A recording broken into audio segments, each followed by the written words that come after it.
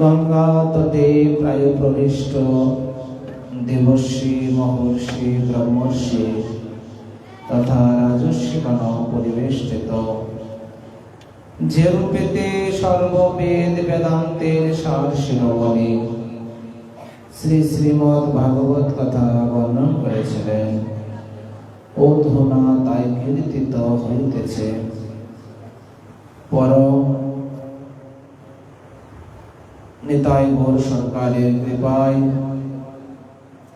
পরম দয়াল পতিত পাবন শ্রী শ্রী নিতাই গৌর সরকারের কৃপায়, পরম করুণাময়ী শ্রী শ্রীমতী রাধা ঠাকুরানী লঘুতুকি করুণায়, পরম পূজ্যপাদ পূজনীয় আসমাদীয় শ্রী গুরুপাদ পদ্ম, অষ্টাদশ শ্রী শ্রীমৎ বংশীধর বাবা মহারাজের আশীর্বাদে তদীয় ভক্তবৃন্দের কৃপায় অন্তরে যা স্ফুরিত হচ্ছে তাই বলা মাত্র। সর্বোপরি আমরা ভাগবতের শ্রবণ কীর্তন ব্রতী হয়েছি। এখানে বলছেন, নিগম কল্পতরুর গলিতম ফলম সুখমুখাত অমৃত দ্রব সঞ্জতম পিবত ভাগবতম রসমালয়ম মহো রহো রসিকা ভুবি বাবুকা। যথাযথভাবে এখানে বর্ণন করলেন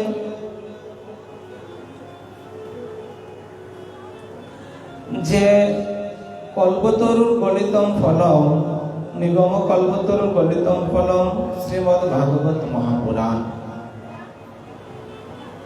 এই মহাপুরাণে বিশেষভাবে সমস্ত কথায় বর্ণন করা আছে। যেমন আমরা রামের চরিত্র আমরা মাত্র 2টি অধ্যায় দেখতে পাই বা আমরা শুনতে পাই। আজকে আমাদের তিথি হচ্ছে দীপাবলি, কিন্তু এই দীপাবলি দুভাবে আজকে আমাদের ব্রাহ্মণগণ বা পণ্ডিতগণের বিচারে এখানে আজকে আমাদের দীপাবলি, কিন্তু বৈষ্ণব বিধান অনুসারে আমাদের কালকে আবার দীপাবলি। এখানে বলছেন আজকে আবার কালকে, এটা মাত্র মাহাত্ম্য কি? এক কথা এখানে বলা যায় যে অমাবস্যার সঙ্গে যখন প্রতিপদ কোনো কিছু থাকবে, প্রতিপদের সঙ্গে যদি আংশিক সম্বন্ধ থাকে, তাহলে সেই দিনে হবে কি দীপাবলি। আর দীপাবলির পরের দিনে হচ্ছে অন্নকূট ইত্যাদি। যাই হোক, এইবার আমাদের যে অবস্থা, এই অবস্থায় দেখা যাচ্ছে যে আজকেই আমাদের বাংলাদেশে সবাই পালন করছে, কিন্তু বৃন্দাবন আদিতে আগামী দিন পালন করবে। যাই হোক, এই দিনে এখানে বর্ণন করলেন রামের চরিত্রে আমরা দেখতে পাই, রাম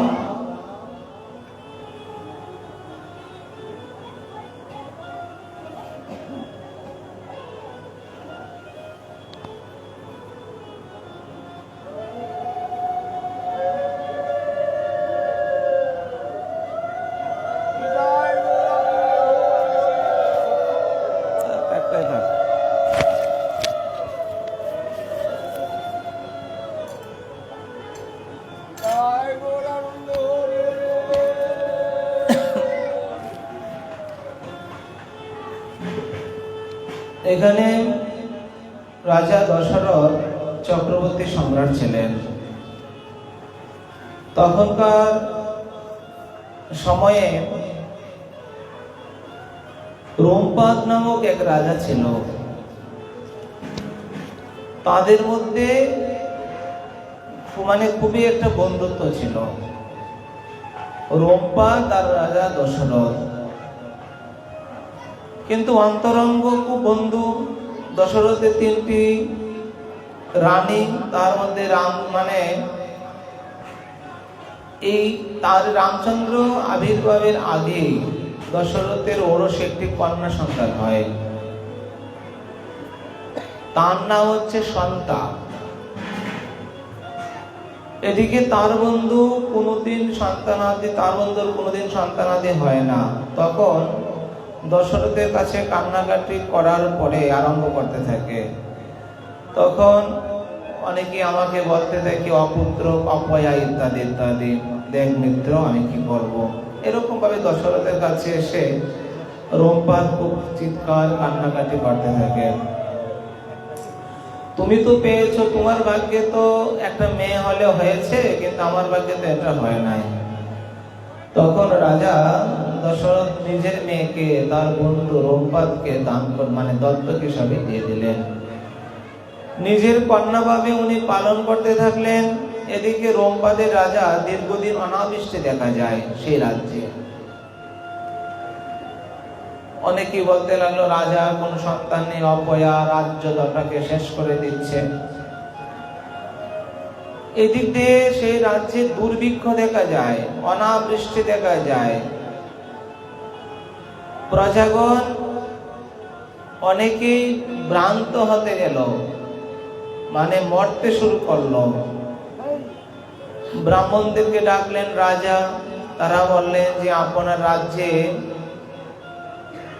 একটা কি যে অপরাধ আছে, যে কারণে আপনার রাজ্য অনাবৃষ্টি, আপনার রাজ্যে মৃত্যুবরণ, দুর্ভিক্ষ ইত্যাদি দেখা যাচ্ছে। তখন তারা সবাই মিলে ঋষ শৃঙ্গ মণিকে আনতে পারলেন। সমস্ত ব্রাহ্মণরা বলছেন, যদি তোমরা ঋষ শৃঙ্গ বলে একটি মণি আছে, সেই মহারাজকে যদি আনতে পারো, তাহলে তোমাদের সেই রাজ্যে আবার সমস্ত ফিরে আসবে। রাজা কি করলেন, এই ঋষির জন্য বা এই মহারাজের জন্য অপেক্ষা করতে লাগলেন। কোথায় পাবে কোথায় পাবো চারদিক দিয়ে খুঁজতে লাগলো। বিবান্ত ঋষির ওরসে হরিণীর গর্ভে ঋষসিংহ মণির জন্ম হয়। শরীরটা মানুষের মতোই, কিন্তু হরিণের মতো দুটি শিং আছে, এই জন্যই তার নাম ঋষশৃঙ্গ। হরিণগণ তাকে পালন করতেন। তখন তত্ত্বকথা লাভ করতে গিয়ে এখানে ভজন পথে চলে যায়। কোনোদিন নারীর মুখ দর্শন করেনি। ঋষির এত বড় তপস্যা যে আমি কোনোদিন রানীর মুখ দর্শন, মানে মহিলাদের বা নারীদের মুখ দর্শন করব না। নারী কি জিনিস সেটাও জানে না। ব্রাহ্মণদের কথায় ওনার ব্যবস্থা করলেন। সঙ্গে সঙ্গে যখন এই রাজ্যে আসলেন, আসার সঙ্গে সঙ্গে রাজ্যে বৃষ্টি পড়তে আরম্ভ করলো। দেখুন, ব্রাহ্মণদের কথায় যখন এই ঋষশৃঙ্গ রাজা মানে ঋষি আসলেন, এসে চরণ রাখতেই সেই রাজ্যে আবার দুর্ভিক্ষ চলে যায়, অনাবৃষ্টি চলে যায়, আবার বৃষ্টি পড়তে শুরু করে। রাজ্যে আবার সুখ ফিরে আসলো। তখন রাজা সমস্ত ঘটনা বললেন ঋষশৃঙ্গ মুনির কাছে যে মহারাজ দেখুন, আমি কি বলবো, আমার তো কোনো সন্তানাদি নাই। এই সন্তানাদি থেকে আমি অপুত্র। আমি এই পুত্র থেকে যদি পুত্র নাই জন্ম দিতে পারি, তাহলে আমার জীবনটাই তো বৃথা। এই রাজ্য কার জন্য, কি অবস্থা, এরকম বলতে লাগলেন।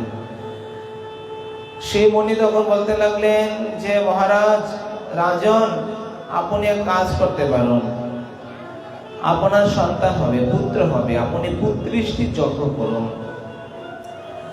যদি আপনি পুত্রীষ্টি যজ্ঞ করতে পারেন, তখনই আপনি পুত্র সন্তান লাভ করতে পারবেন। সেই পুত্রের সাথে সাথে কি করলেন, বলছে ঠিক আছে। তখন যজ্ঞ করলেন। সেই যজ্ঞে একটি পুত্র সন্তান লাভ করলেন। সেই পুত্রের সঙ্গে দশরথের কন্যা যে সন্তান, তাকে বিয়ে দেওয়া হয়। এখানে এই ঘটনা শুনে দশরথ আসলেন, এসে সমস্ত ঘটনা শুনলেন। বলছে আমারও তো রাজ্যে কোনো সন্তানাদি নাই, তো আমার রাজ্যটা তো বিফলে যাচ্ছে, তো আমার রাজ্যের সন্তানের দরকার।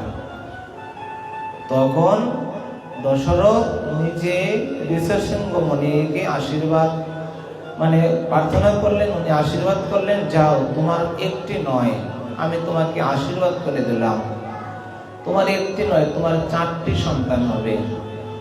এই যখন মহারাজ আশীর্বাদ করে দিলেন, রাজা দশরথ খুব সুন্দরভাবে চলে গেলেন।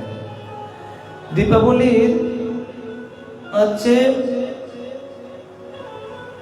রামচন্দ্র আমরা আলোচনা করবো, তাকে আমরা জন্মটা নিয়ে নিই। তস্যাপি ভগবান সাক্ষাৎ ব্রহ্মময় হরে অংশেষেণ চতুর্দাগা পুত্রত পার্থিব সুরে রাম লক্ষ্মণ ভরত শত্রুঘ্ন ইতি সংজ্ঞাঃ। বলছেন একটি যজ্ঞ, চরু মানে কি? মিষ্টান্ন, পায়েস, পরম ইত্যাদি বলা হয়। পায়েস, মিষ্টান্ন, অনেকে অনেক ক্ষীর, অনেকে অনেকভাবে চেনে। যাই হোক, মিষ্টান্ন দেবগণ মিষ্টান্ন রান্না করলেন। সেই মিষ্টান্ন একে একে কৌশল্যাকে দিলেন, কৈকেয়ীকে দিলেন, সুমিত্রাকে দিলেন। কৌশল্যা কৈকেয়ীকে দেওয়ার পরেই শেষ। তখন তাদের হাত থেকে অল্প অল্প করে সুমিত্রাকে দান করে দিলেন দুজনেই। এই জন্যই এই যে কৌশল্যার ঘর থেকে রাম, কৈকেয়ীর ঘর থেকে ভরত, সুমিত্রার ঘর থেকে লক্ষ্মণ আর শত্রুঘ্ন এই প্রভাবিত হয়। এখানে আরো অনেকেই বলে থাকে রামচরিত্র মানুষে যে রাজা এই মিষ্টান্ন তারা 3 জনকে সমান ভাগে ভাগ করে দিলেন। কোন এক পাখি সেই মিষ্টান্ন, সুমিত্রার মিষ্টান্নটা হাত থেকে কুড়িয়ে নিয়ে চলে যায়। যখনই চলে যায় তখনই সুমিত্রা কাঁদতে লাগলেন। তখন কৌশল্যার কাছ থেকে অল্প আর কৈকেয়ীর কাছ থেকে অল্প এই মিষ্টান্ন দান করেছিলেন। এই 2 প্রকারে বিধান বলা আছে গ্রন্থকার। যাই হোক, তস্যাপি ভগবান সাক্ষাৎ ব্রহ্মময় হরি অংশেষেণ চতুর্দাগম পুত্রত্ব পার্থিব সুরে। বলছেন হঠাৎ করে দেবগণের প্রার্থনায়, ঋষির আশীর্বাদে, তার ঔরসে সাক্ষাৎ ভগবান ব্রহ্মস্বরূপ শ্রী হরি প্রকটিত হন রাম অবতার রূপে। বলিয়ে রামচন্দ্র ভগবান কি। রামচন্দ্র ভগবান প্রকটিত হলেন। ভরত, লক্ষ্মণ ও শত্রুঘ্ন তারা 4 ভাই। এই জন্য বলছে রাম ও লক্ষ্মণ ভরত শত্রুঘ্ন ইতি সংজ্ঞায়াঃ। রাম আর লক্ষ্মণ যখনই সন্তান, ঋষি বলতে লাগলেন, দেখো তোমার এই 4 সন্তানের মধ্যে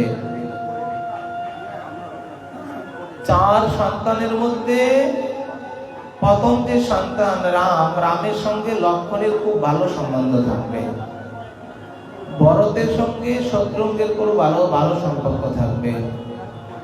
বলছে ঠিক আছে। এই জন্য দেখবে রাম আর লক্ষ্মণ একজোট, ভরত আর শত্রুঘ্ন একজোট। একদিন দেবগণ প্রার্থনা সাক্ষাৎ পরম ভগবান শ্রী হরি অংশরূপে 4 রূপে ধারণ করলেন। রাম, লক্ষ্মণ, ভরত, শত্রুঘ্ন দশরথে উদ্দেশ্যে 4টি পুত্র পৃথিবীতে আসেন, পৃথিবীতে আলো করেন, পৃথিবীকে বাল বহন করে রইলেন। একদিন রামের প্রতি দশরথে এত দুর্বলতা, রাম বলতে অজ্ঞান, রাম ব্যতীত কিছুই বুঝে না, রাম ব্যতীত কিছুই জানে না, রাম ব্যতীত কিছু মানেও না। এরকম ভাবে দিন যেতে লাগলেন। তাদেরকে গুরু দিয়ে পাঠালেন। তারা ভাবে 4 জনে যথাযথভাবে শিক্ষা বিদ্যা অধ্যয়ন করে আসলেন।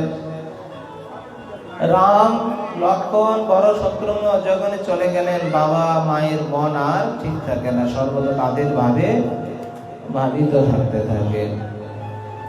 এমন ভাবে যখন গুরুগৃহ থেকে পড়ালেখা শেষ করে আসলেন, হঠাৎ করে একদিন বিশ্বামিত্র মুনি দশরথের নিকট এসে প্রার্থনা করলেন যে রাজন,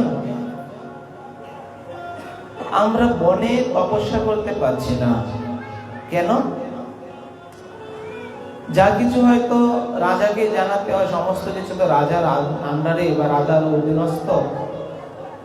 রাজা বললেন যে আপনার ঋষিবর, আপনি এসছেন আমার রাজ্যে, আমরা রাজ্য ধন্য হয়ে গেল। অনেক বছর আগে ঋষি শৃঙ্গ এসেছিল, উনি এসে আমার রাজ্যটাকে ধন্যাতি ধন্য করে গেলেন। তার চরণ স্পর্শে সেই রাজ্য আবার জয় জয়কার, সুখ সমৃদ্ধি ফিরে এসেছে। তোর মহারিষি আপনি এসছেন বিশ্বামিত্র, তো আপনার চরণ স্পর্শে আমরা ধন্য। কিন্তু আপনার বনে কি হয়েছে আমাকে খুলে বলুন। বিশ্বামিত্র বলতে লাগলেন, রাজন, আমরা যেখানে ভজন করি, তপস্যা করি, সেইখানে মানে অনেক অসুর রাক্ষস আমাদেরকে ভজনে বিঘ্ন ঘটাচ্ছে। যজ্ঞ করতে যায়, সেই যজ্ঞের মধ্যে তারা বিভিন্নভাবে নষ্ট করে দিচ্ছে। তো এই জন্য আমরা কি করতে পারি, আপনি আমাদেরকে রক্ষা করুন। বলছেন দশরথ অনেক কষ্টে দশরথের কাছে যখন প্রার্থনা করলেন, তখন দশরথ বলতে লাগলেন, ঠিক আছে, আপনি চিন্তা করবেন না, আপনারা ভজন করবেন, তপস্যা করবেন, আমি নিজে গিয়ে পাহারা দেব। বলছেন না, আপনার দ্বারা হবে না, আপনার পুত্র রামচন্দ্রকে আমার সঙ্গে দিয়ে দেন। আপনার রামকে যদি দিতে পারেন, তাহলে আমরা যজ্ঞটি সম্পন্ন করতে পারবো। বলছে, তার আগে বলছেন আপনি একটি শর্ত মানবেন তো? বলছে, বলুন সত্য। বলছে, সত্য হলো আপনি যদি আপনার সন্তানকে আমাকে দান করুন, তাহলে আমি এই বনের মধ্যে যথাযথভাবে তপস্যা, আরাধনা, যজ্ঞ, ধ্যান, পারায়ণ ইত্যাদি সব করতে পারবো। ঠিক আছে, আপনি চিন্তা করবেন না। যখনই বলছে আপনার পুত্র রামকে দিয়ে দেন, সঙ্গে সঙ্গে রাজা দশরথ দুর্বল হয়ে পড়লেন। বলতে লাগলেন, না, এটা কি করে সম্ভব? এটা তো সম্ভবই না, আমি রাম দিতে পারবো, আপনি অন্য যা কিছু বলেন।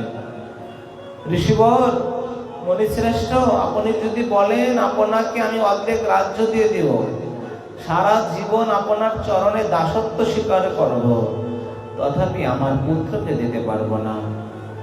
তখন বিশ্বামিত্র বলতে লাগলেন, ঋষিবর, আপনি প্রতিশ্রুতি দিয়েছেন, যে যাকে যে বলে প্রতিশ্রুতি দেবে সেটা অবশ্যই পূরণ করতে হবে, না হলে বাক্য ভ্রষ্ট হয়। আর বাক্য ভ্রষ্ট হলে তার জীবনে কোনোদিন ভগবানের চরণ পাওয়া যায় না। এই জন্যই বলছে সাধুরা অতিরিক্ত কথা বলে না।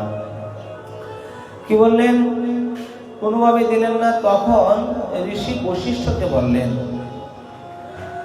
যে আপনি বলুন, আপনি এই রাজ্যের গুরুদেব, আপনি বলুন যে কোনো প্রকারে যেন তার সন্তানকে আমার সঙ্গে দিয়ে দেয়, কিছুদিনের জন্য, পরে আবার ফিরে আসবে। বলছেন, না, আমি দিব না। মহারাজ, আপনার অন্যায় হবে, অপরাধ হবে, আপনি কথা দিয়েছেন, সেই কথা যদি না রাখেন বাক্যভ্রষ্ট হয়ে যাবেন। আর বাক্যভ্রষ্টকে ভগবান কখনো কৃপা করে না, ভগবান কখনো ক্ষমা করে না, ভগবান কখনো প্রসন্ন হয় না। যখন এই কথা বললেন, বলছে, ঠিক আছে, আপনি যেহেতু বললেন গুরুদেব, আমি দেব। এই বলেই রামকে একা দিতে পারেন না, বারবার চরণে বিনতি করে বলতে লাগলেন, ঋষি শ্রেষ্ঠ বিশ্বামিত্র। বিশ্বামিত্র খুব রাগী, বলতে লাগলেন, আপনি দিবেন কি না বলুন, না হয় আমি চলে যাব। বলে, আপনার ভালো হবে না। বলছে, আমার ছেলে দুধের বালক, এখনো যুদ্ধ, চলা বলা, কৌশল অবলম্বন কিচ্ছু জানে না, তাহলে আপনাকে আমি কি করে পুত্রটা দেব? এই এত এত অসুরদের সঙ্গে, রাবণের অসুর সবাই, তাদের সঙ্গে আমার পুত্র পেরে উঠবে না, তাহলে আমি কি করে দেব? আপনি চিন্তা করবেন না, আপনি সাক্ষাৎ অক্ষ ব্রহ্মস্বরূপ, বিশ্বামিত্র যতই রাম মানে দশরথকে বলতে লাগলেন, দশরথ কোনোভাবেই রাজি হন না। এদিকে আবার যখন কঠিন থেকে কঠিনতম ভাবে বললেন, সঙ্গে সঙ্গে দশরথ বললেন ঠিক আছে, আমি কথা দিয়েছি, কথা রক্ষা করব। তাকে পাঠিয়ে দিলেন। বহু কষ্টে, অনেক কষ্টে রাজি হয়ে রাম আর লক্ষ্মণকে পাঠিয়ে দিলেন। গুরুদেব আগে আগে চলতে লাগলো, রাম তারপর লক্ষ্মণ চলতে লাগলেন। হঠাৎ করে দেখতে লাগলেন এক রাক্ষসী সবাইকে গ্রাস করছে। বিশ্বামিত্র তাকে বলতে লাগলেন, রাম দেখো, মানে বিশ্বামিত্রের উদ্দেশ্য, রামকে নেওয়ার উদ্দেশ্যটা হচ্ছে যে গ্রামের আরো খ্যাতি অর্জন হোক, সুখ্যাতি প্রচার হোক। এই বিশ্বামিত্র যখন নিয়ে যেতে লাগলেন, পথের মধ্যে তারকা রাক্ষসীকে দেখলেন।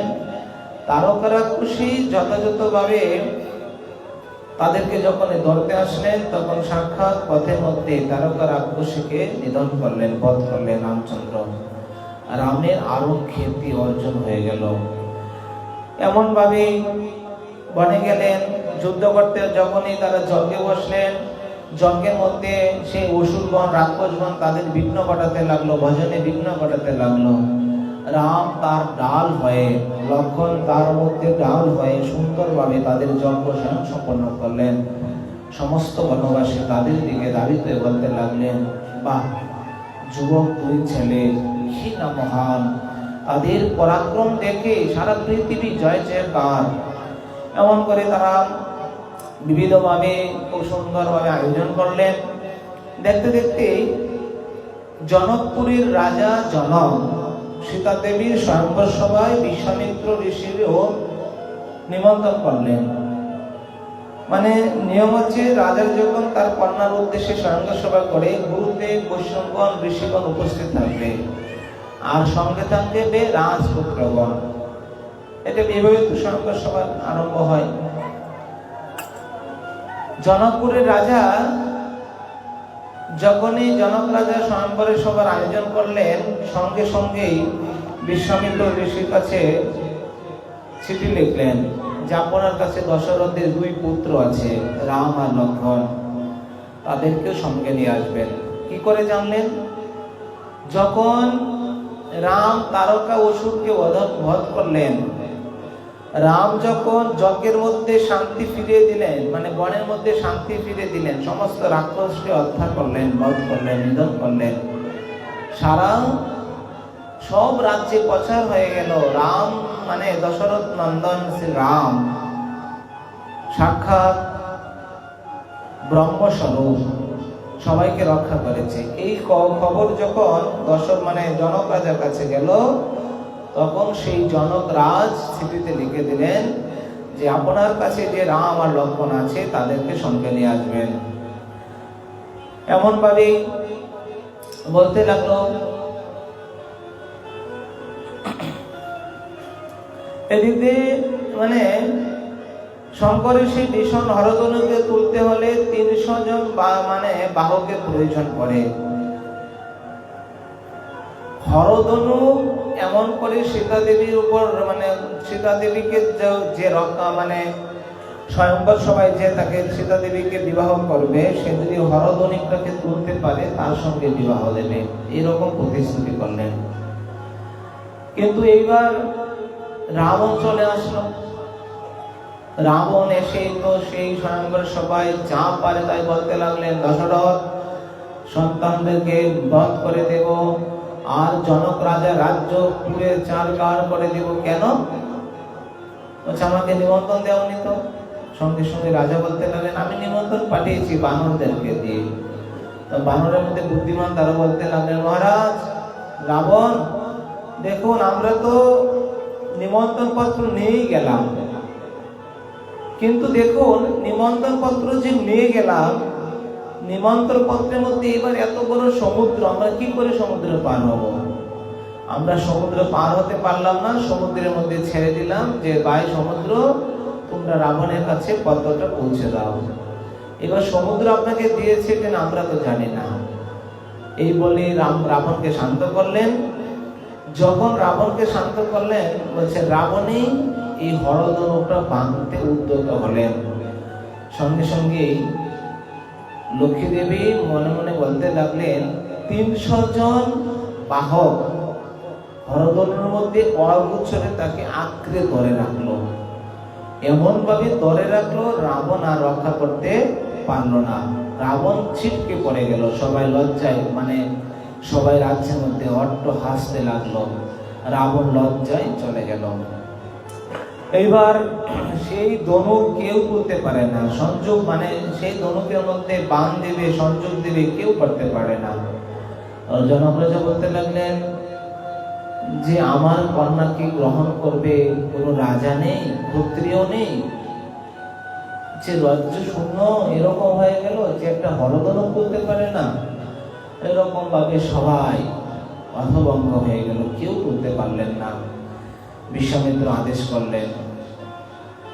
লক্ষণ বারবার ছটফট করছেন, কে হরধনুক তুলে ফেলবে। রাবণ বলছেন, চুপ করো লক্ষণ, গুরুদেব আছেন, গুরুদেব যা আদেশ করবেন আমরা তাই করবো। এই জন্য এখানে বর্ণন করা আছে, গুরু ব্যতীত কোনো কিছুই করতে নাই। গুরু যা আদেশ করবেন তাই পুঙ্খানুপুঙ্খ মানতে হবে। গুরুর আদেশ ব্যতীত যারা উল্টাপাল্টা যদি কেউ মানতে যায় তাহলে অপরাধ হয়ে যায়।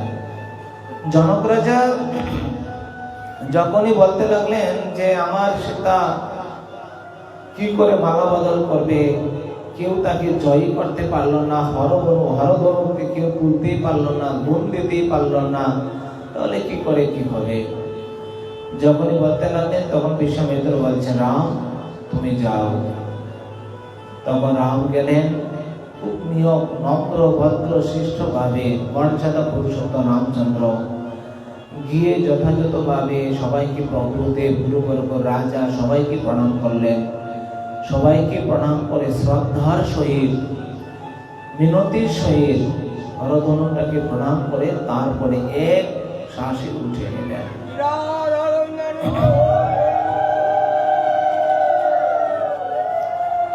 যখনই একবারে উঠে নিলেন, সবাই জয় জয়কার করতে লাগলেন। যখনই জয় জয়কার করতে লাগলেন, সঙ্গে সঙ্গে মালা বদল করতে চাইল। রাম বলছেন, না, যতক্ষণ পর্যন্ত আমার পিতা, মা, আত্মীয় স্বজন আসবে না, আমি ততক্ষণ পর্যন্ত মালা গ্রহণ করতে পারবো না। গুরুদেব বলছেন, ঠিক আছে। অবশেষে বিশ্বামিত্র আদেশে রামচন্দ্র যখনই বলছেন, আমার বাবা যখন আসবে তখন আমি এই মালা গ্রহণ করতে পারবো, নচেত পারবো না। সীতা দেবীকে লাঙ্গলের শ্বাসের অগ্রভাগে পাওয়া যায়, এরকম দৃষ্টান্ত দেখা যায়। তার 3টি কন্যা ছিল উরসজাত। সীতা দেবী হচ্ছে জনক রাজার উরস কন্যা নয়, লাঙ্গলের অগ্রভাগ থেকে উত্থিত। আর জনক রাজার 3 কন্যা উরসজাত। এরকম ভাবেই যখন এই সংবাদ পাঠালেন, রাজা দশরথ খুব আনন্দের সহিত সবাইকে নিয়ে আসলেন। এইবার এসে সবাই পরামর্শে রাম সীতা দেবীকে এমন ভাবে, রাম দশরথের 4 সন্তান আর জনক রাজার 4 কন্যা, তাদের মহামিলন বা মহাবিবাহ সম্পন্ন হলো।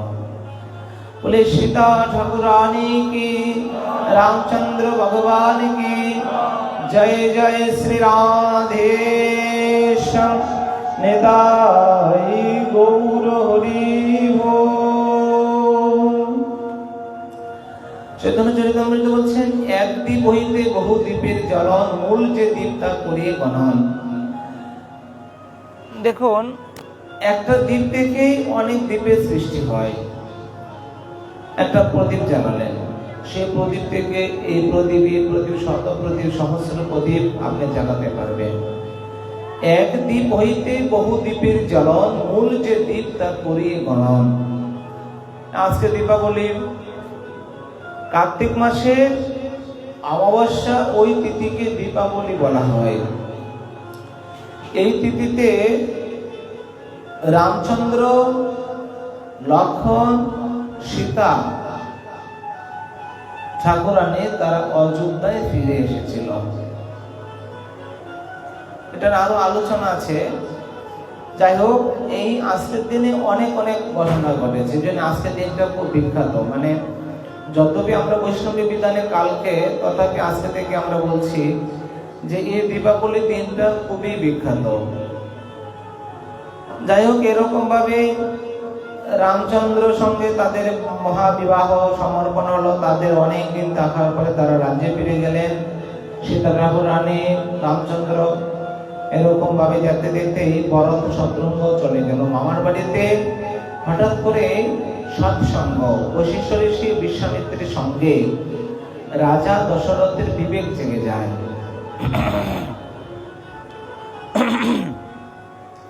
বিবেক বলতে বিবেক একমাত্র এই সৎসঙ্গের প্রভাবেই জাগে, অন্য কোনো ভাবে জাগে না। বিবেক এমন একটা জিনিস, হিংসা জাগবে, ক্রোধ জাগবে, কাম জাগবে, কামনা জাগবে, লোভ জাগবে। কারো লোভ দেখে, ধন দেখে লোভ জাগবে, সুন্দরী রমণী দেখলে তার দিকে আকর্ষণ হবে, কাম কামনা ইত্যাদি, এরকম সব জাগবে। কিন্তু বিবেক একমাত্র বলছে সৎসঙ্গে বিবেক জাগে। এজন্য যখনই মানে দশরথ সৎসঙ্গ করতে লাগলেন, সেই সৎসঙ্গের প্রভাবে দশরথ বলতে লাগলেন, আমার বয়স হয়ে গেছে, আমার ছেলেরা বিয়ে হয়ে গেছে, আমি এখন পূর্ণভাবে প্রাপ্ত, আমি সমস্ত ছেড়ে দিয়ে আমি এইবার একাগ্রভাবে সেই ভগবানকে ভজন করব। বিশ্বামিত্র, বশিষ্ঠ ঋষি যারা যারা আছেন তাদেরকে ডেকে বলতে লাগলেন, আপন একটা ভালো দিন দেখেন, দিন দেখে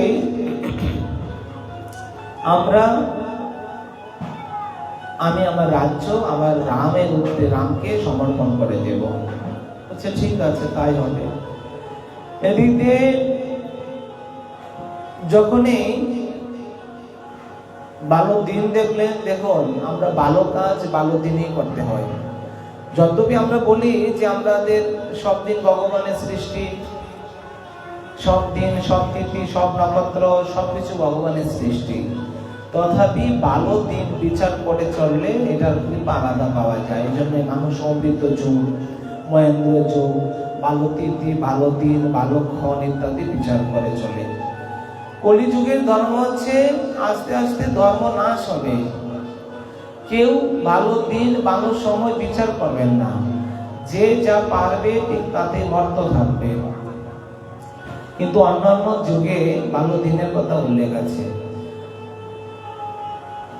সীতা ঠাকুরানী, রামচন্দ্র দীর্ঘ 6 মাস শ্বশুর বাড়িতে ছিল। আজ ভালো দিন নয়, কাল ভালো দিন নয়, এরকম করতে করতে 6 মাস পরে তাদেরকে নিজের রাজ্যে পাঠিয়ে দেয়। নিজের রাজ্যে যাওয়ার পরে তার দশরথের মনে প্রাণ হলো যে আমি আমার রাজ্য শ্রীরামের হাতে সমর্পণ করে দেব, আর আমি ভজন সাধনে নেমে যাব। ঋষিদেরকে সাক্ষী রেখে যখন এই দিন নির্ধারিত করলো, অভিষেকের দিন, রামচন্দ্রকে রাজ সিংহাসনের অভিষেক, যখনই অভিষেক হয়ে যাবে তখনই কৈকেয়ীর দাসী মন্থরা, বাবার বাড়ির দাসী, এটা আমাদের আজকে বিশেষ দিন। এই জন্য আমরা রামচন্দ্র যশ কিঞ্চিত আলোচনা করছি, আমরা সবাই জানি। যদ্যপি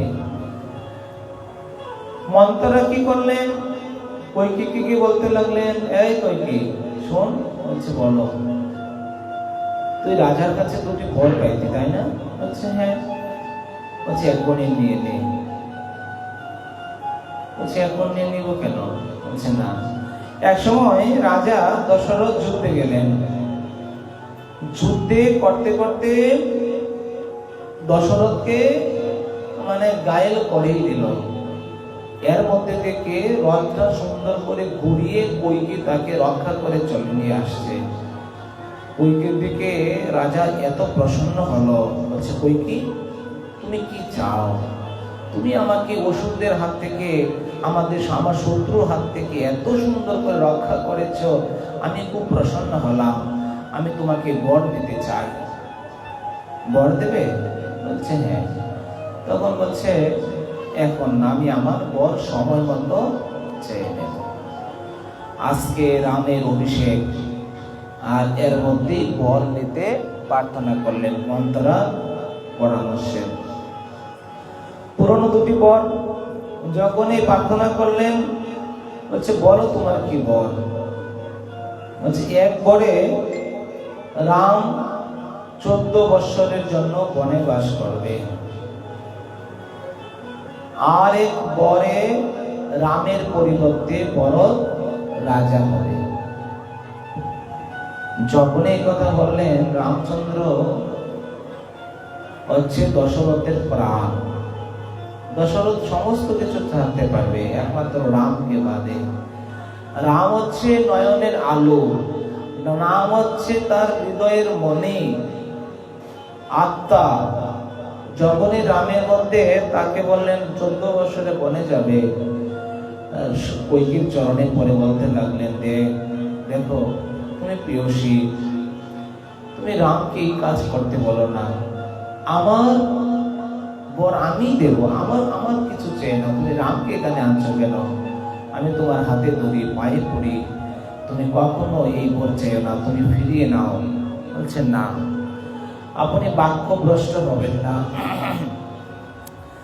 আপনি আমাকে কথা দিয়েছিলেন যে আমি যা চাই তাই দেবেন, তো আমার দুটি বর আজকে চেয়ে নিলাম, আপনার দিতেই হবে। অনেক বোঝালেন। সকালবেলা সূর্য উদয়ের সঙ্গে সঙ্গে রামের অভিষেক। সারা রাত্রি দশরথ খুব কান্না করলেন, বিবল হয়ে গেলেন, দুর্বল হয়ে গেলেন, নিস্তব্ধ হয়ে গেলেন, নিঃস্ব হয়ে গেলেন। কৈকেয়ীকে অনেক বোঝালেন, কোনো বুঝ মানলেন না। রামকে সংবাদ পাঠানো হলো, রামকে ডাকা হলো। এদিক দিয়ে সারা রাত কৌশল্যা সারা রাত বসে ভগবানের নাম জপ করছে, রামকে আশীর্বাদ করবে বলে, পরের দিন রাজা হবে। আর এদিক দিয়ে কৈকেয়ী রাজসভায় এরকম হয়ে গেল। রামকে নিয়ে যাওয়া হলো, গিয়ে দেখলেন দুর্বল হয়ে, নিঃস্ব হয়ে, দুর্বল হয়ে দশরথ পরে রইল। দশরথকে দেখে রাম বলতে লাগলেন, পিতাশ্রী কি হয়েছে আপনার? কিচ্ছু কথা বলতে পারলেন না, চোখ দ্বারা অজস্র ভাবে সিক্ত হতে লাগলো। রাম কৈকেয়ীকে সবচেয়ে বেশি ভালোবাসতেন, কৈকেয়ী রামকেও ভালোবাসতেন, কিন্তু ভাগ্যক্রমে কিরকম চক্র পড়ে যায়, কার ভাগ্যে কখন কেউ বলতে পারে না। রাম কি করলেন, বাবার জন্য স্পর্শ করে বললেন, পিতাশ্রী কি হয়েছে, আপনি আদেশ করুন। রাম, আমি তোমাকে একটা কথাই বলছি, তুমি তোমার নিজের রাজ্যকে ধরে নাও, নিজের রাজ্য চিনিয়ে নাও, রাজ্য থেকে তুমি কোথাও যাবে না, এটা আমার কথা। দশরথ বললে কি হবে, রাম তো এই কথা শুনবে না। রাম মানে দশরথ যখন কোন কথা বলতে আর কোন কথা বললেন না, নির্বল হয়ে পড়ে গেলেন। কৈকেয়ীকে বললেন, মাতাশ্রী, হে মাতো, আপনি কৃপা করে বলুন বা পিতাশ্রী কি হয়েছে। বলতে লাগলেন, তোমার পিতা যে রোগ হয়েছে সেই রোগের একমাত্র ঔষধ তুমি। আমি? বলছি হ্যাঁ। সেই রোগের ওষুধ যদি আমি, রোগটাই কি আপনি বর্ণন করুন। বলছে তুমি সব মানবে না। বলছে আমি কি অন্যায় করেছি যে আমার প্রতি আপনার বিশ্বাস হারিয়ে গেছে? আমি কি এমন কর্ম করেছি যে আপনার রামকে আপনি বিশ্বাস করতে পারছেন না? হে মাধব, আপনি বলেই দেখুন না একবার, আমি আপনার মনোবাসনা পূরণ করব। যখনই বললেন তখনই বলছে, তুমি কি সত্যি মনোবাসনা পূরণ করবে? বলছে আমি কি কখনো আপনার সঙ্গে অন্যায় করেছি যে আমাকে বিশ্বাস করতে পারছেন না? বলছে না, এই যুগটাই তো এরকম। তাহলে আপনি বলুন আপনি কি চান, আপনার মনোবাসনা কি বা আমার পিতাশ্রী মনোবাসনা কি? আপনি কৃপা করে সেই রোগের ওষুধ বর্ণন করুন, আমি নিজেই দেব। অনেক কষ্টে তনয় বিনয় করে কেঁদে কেঁদে মায়ের চরণে, বিমাতার চরণে যখন প্রণাম করলেন, মা তো আমি আর কিছুই চাই না, আপনি বর্ণন করুন কি হয়েছে আমার পিতা, কি করলে পিতা সন্তুষ্ট হবে। দেখো রাম, তোমার কথায় আমি আজকে বলতে গেলাম, এক সময় দেবতা আর অসুরদের যুদ্ধ হয়। সেই যুদ্ধে আমি তোমার পিতাশ্রীকে অসুরদের হাত থেকে আমি রক্ষা করেছি। তারপরে বলল আমাকে দুটি বর দেবে। দুটি বরের মধ্যে আমি যখনই বর চাইলাম, তখনই তোমার বাবা, তোমার পিতাশ্রী বাক্যভ্রষ্ট হয়ে গেছে। রঘুবংশের রীতি তো এরকম নয়, নিজের বাক্য রক্ষার জন্য নিজের জীবন দিয়ে দেয়। আর তোমার পিতা বাক্য ভ্রষ্ট হইতে লাগলো, সারা রঘুবংশ কুলকে নাশ করে দিল। সমস্ত রাজারা তাকে ধিক্কার দেবে। রাম সঙ্গে সঙ্গে কানে হাত দিয়ে বলছেন, মাধব, আপনি আমার পিতাশ্রী সম্পর্কে এরকম বলবেন না। আমার বাবা, আমার পিতা এত বীর বীর পুরুষ, মহাপুরুষ, সুখ্যাতি যোদ্ধা, আপনি এরকম বলতে পারেন না। বলছেন না, তোমার পিতাশ্রী কাপুরুষ, বাক্য ভ্রষ্ট পুরুষ। যখনই বারবার এমন করে বলতে লাগলেন, তখনই রাম চরণে করে বলতে লাগলেন, মাধব, আপনি বলুন আপনার কি দরকার, বাবার মনোবাসনা বা আপনার মনোবাসনা কি। তখনই বলতে লাগলেন, দুটি বর হলো, যে আমি দুটি বর চেয়েছি। বলতে কষ্ট হচ্ছে তার কৈকেয়ীর। তো বললেন যে দুটি বর, একটি বর তুমি সমস্ত রাজ্য বিষয় সমস্ত ছেড়ে দিয়ে সন্ন্যাসীর বেশ ধারণ করে 14 বৎসরের জন্য বনে থাকবে, আর তোমার পরিবর্তে ভরত রাজা হবে। মা আর কিছু বলছেন না। এই দুইটি শব্দ, দুটি বাক্যতে তুমি এত দ্বিধা করলে, বাস, এগুলো কোনো ব্যাপার নয়। আরে আমি তো খুব পূর্ণ আত্মা, খুব ভাগ্যবান। কেন? আজকে তোমার কৃপায় আমি 14 বৎসর বনে থাকতে পারবো, বনে বাস করতে পারবো, ঋষি মণিদের সঙ্গ করতে পারবো, সাধুদের দর্শন করতে পারবো, সাধুদের সেবা করতে পারবো, বহু তীর্থ ধাম দর্শন করতে পারবো। মা, এর চেয়ে কি আর কি জীবনে প্রয়োজন বলো তো? কত সুন্দর করে রাম ঘুরিয়ে নিলেন কথাটা, যে বনে বাস করবো এটা আমার খুব ভাগ্য খুলে গেছে। আমি সাধুগুরু বৈষ্ণবের সেবা করব, সাধু সঙ্গ করব, ধাম দর্শন করব, তীর্থ দর্শন করব, এই তো আমার বনবাস। আর রাজ্য তো আমার, নিয়ম অনুসারে রাজ্য আমার হয়ে গেছে, পিতাশ্রী যখন আমাকে দান করে দিয়েছে। এই রাজ্যের সম্পূর্ণ এখন আমার অধিকার। আর এই রাজ্য আমার রাজ্য, আমি আমার ছোট ভাই ভরতকে দান করে দেব, তাতে তো কোনো আদেশও প্রয়োজন নেই। মা, তাতেই তো তুমি সুখী? বলছে, হ্যাঁ হ্যাঁ রাম, আমি এতেই সুখী, আর কিছু লাগবে না। দেখো তোমার বাবা কোনোভাবে এই কথা মেনে নিচ্ছে না। দেখো মা, তোমাকে বলছি, যখন হৃদয়ের কথা জানা যায় আর সেই কথা যখন পালন করা হয়, তখনই সেই ব্যক্তির প্রসন্ন হওয়া যায়, তাকে সুখ দান করা যায়। আমি আমার বাবার মনোরথ জেনে ফেলেছি, আমি আমার পিতাশ্রীর মনের কথা জেনে ফেলেছি। তো বাবার মনকে শান্ত করার জন্য আমি তোমার সেই আদেশ মেনে নেব, তোমার চিন্তা করতে হবে না। তার আগে আমি শুধু আমার মাতাকে নিকট থেকে বিদায় নিয়ে এক্ষুনি এসেছি, তুমি বনে যাওয়ার প্রস্তুত করো। সঙ্গে সঙ্গে দশরথ বলতে লাগলেন, রাম,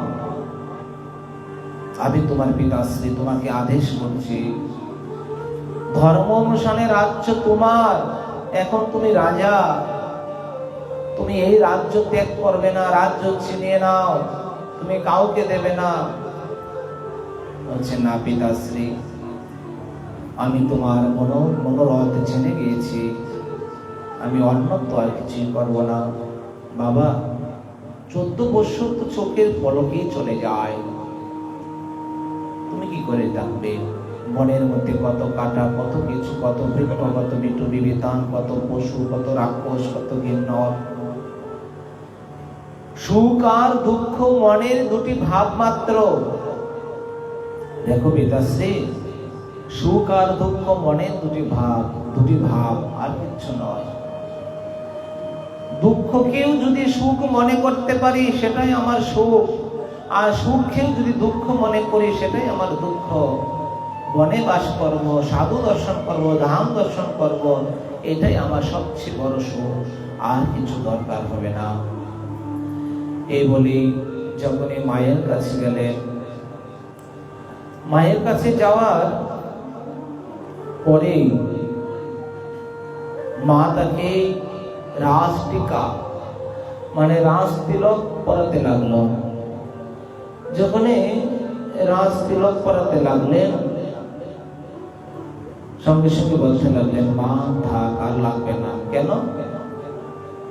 বলছে আমার খুব সৌভাগ্য হয়েছে, আমি রাজ্য ছেড়ে দিয়ে আমি বনে যাচ্ছি। কেন? তপস্যা করার জন্য। ও তপস্যা করবি?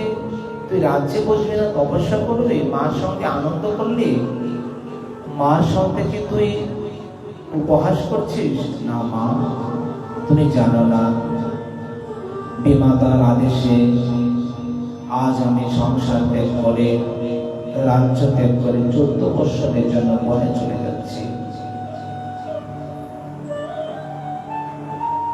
বাবা সন্তান তো বাবার একা নয়, মারও থাকে, আমারও তো অধিকার আছে।